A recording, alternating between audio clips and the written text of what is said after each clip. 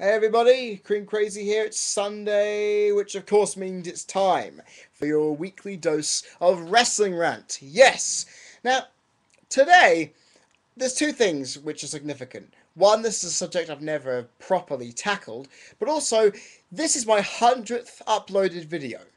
Yep, this is the 100th video I have officially made. Now, this obviously means some videos have been in parts over the year, and they obviously do count towards that. But the fact this is the 100th video I've made, I never thought I'd ever get round to making this many, but it's just awesome. Thank you guys for continuing to watch. The 100th subscriber vid will come in due time, depending on how many more subscribers I get. So if you haven't, click the button up there. I'm sure you need to. This week's rant is on how to define a legend, okay? Because what does define a legend to you? Because obviously it is completely different whichever way you look at it, because everybody has their criteria of how to define a legend, and it differs from person to person. Because the word legend has been used way too much in the last, say, 10 to 15 years, where the meaning of the word legend has actually changed a lot, because we use legend as a slang term for good, awesome. Oh, it's legend. I know obviously some chavs would use it, or basically if Barney Stinson has told us anything from How I Met Your Mother, anything can be legend. Wait for it in case you're lactose intolerant. Dairy, because anything is. You could basically call anything legendary and get away with it. But in the wrestling business, you've got the obvious problem of a legend has to fit a certain criteria.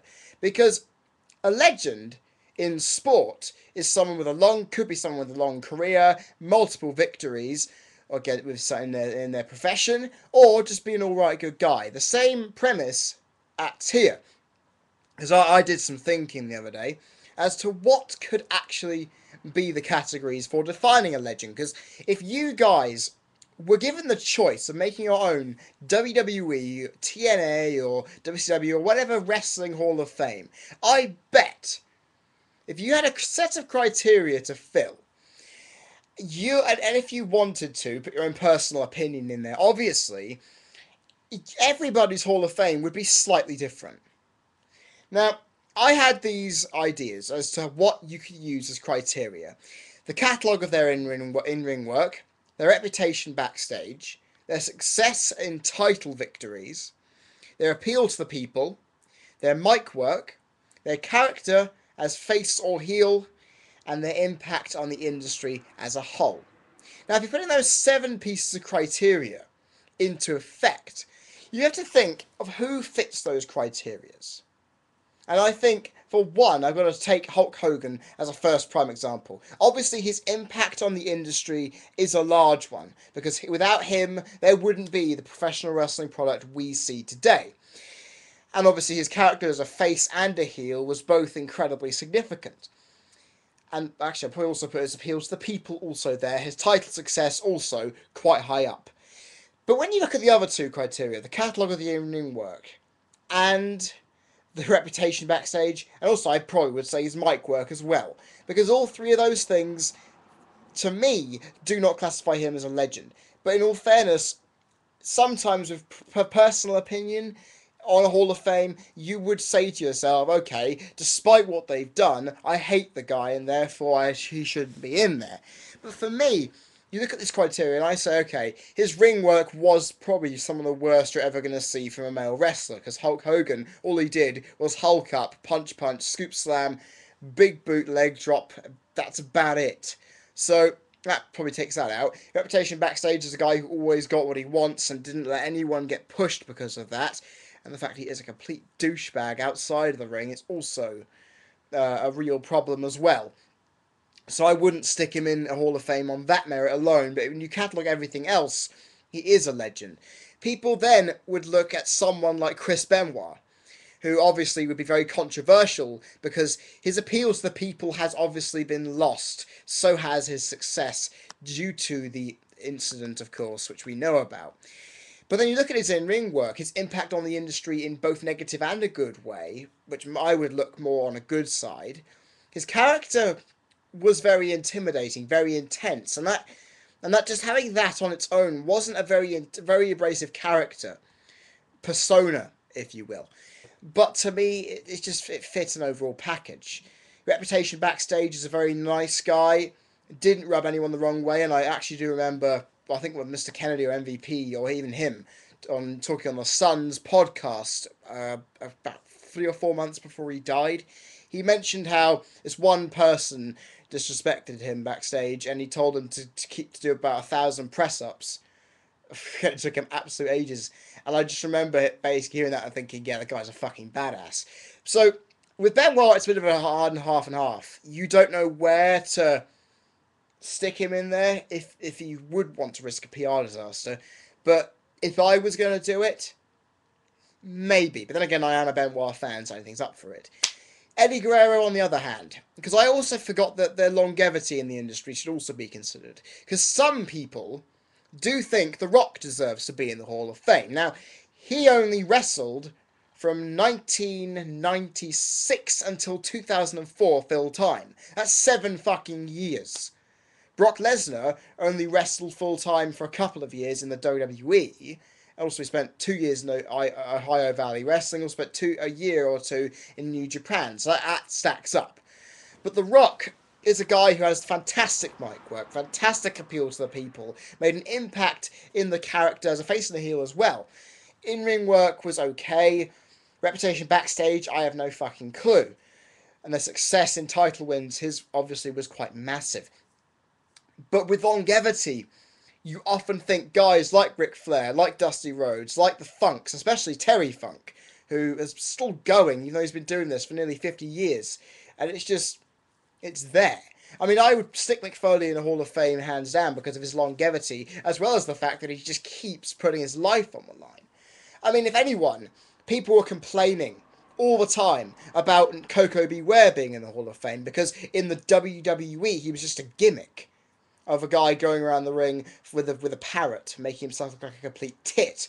But at the same time, you look behind the WWE persona, he's quite an accomplished wrestler. NWA titles to his name, a lot of them, actually. About 5 or 6, 7 or 8, maybe 10-ish. He deserved on wrestling merit alone. Antonio Inoki, obviously, a great ambassador for Japanese wrestling, was the figurehead behind it, and had great match, had a boxing match, a wrestling match with Muhammad Ali, and had a few good stuff with Gorilla Monsoon as well. Obviously, stick him in the Hall of Fame without even witnessing his work, because you realise how impactful he was. But then I look at the Hall of Fame sometimes, where I draw the line when it comes to wrestling personalities who don't actually wrestle.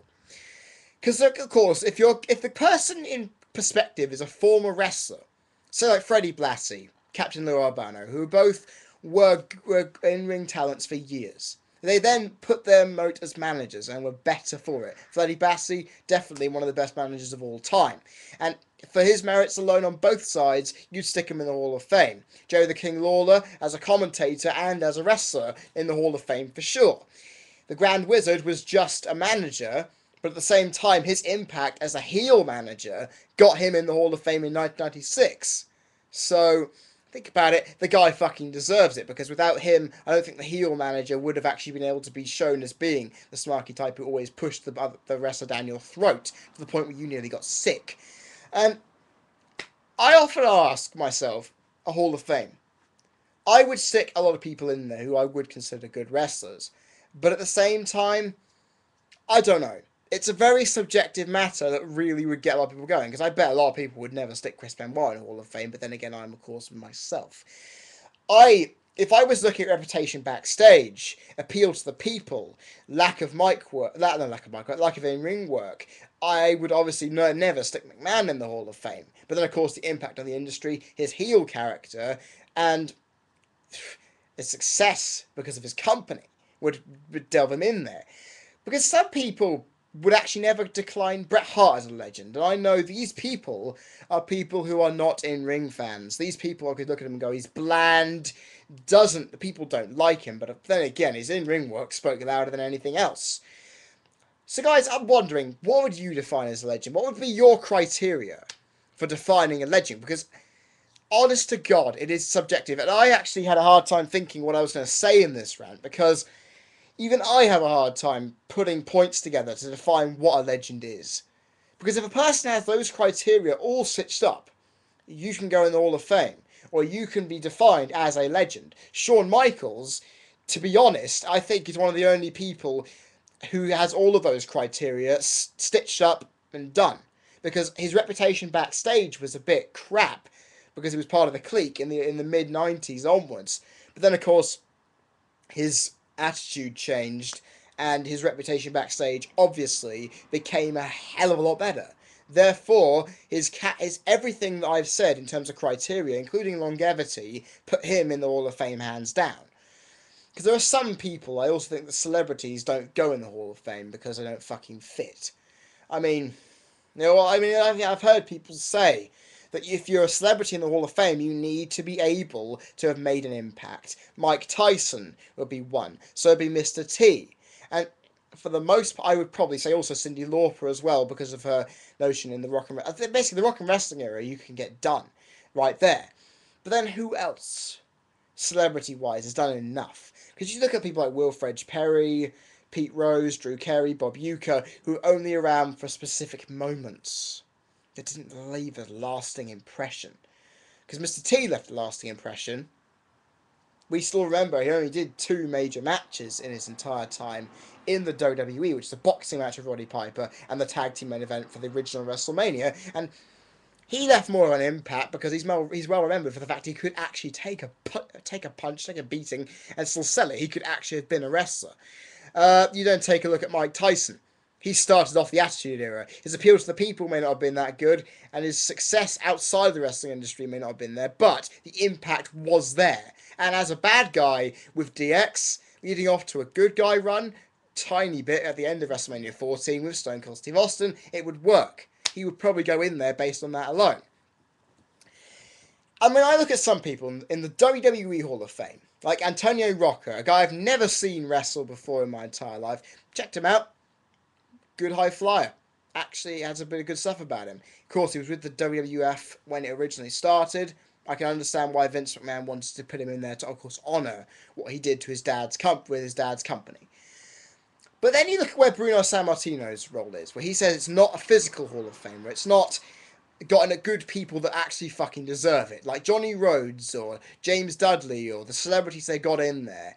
They say it's a complete fucking joke. Which actually, when you look at how some people define a legend, it does fit. Because there's some people, it's like when Randy Savage's idea, when he says in a Hall of Fame, I will not go in if you do not induct my entire family into it. Because like I said before in my last video, Randy, no one else is known in wrestling apart from yourself. And you're now deceased. So anything can happen there. That's why if you're in a true family of wrestling that really does deserve it, be in the Von Erichs, because they did get in the Hall of Fame, but then again, most of them committed suicide, and only one of them is still around today to accept that honour. I mean, the defining a legend is a very tough business.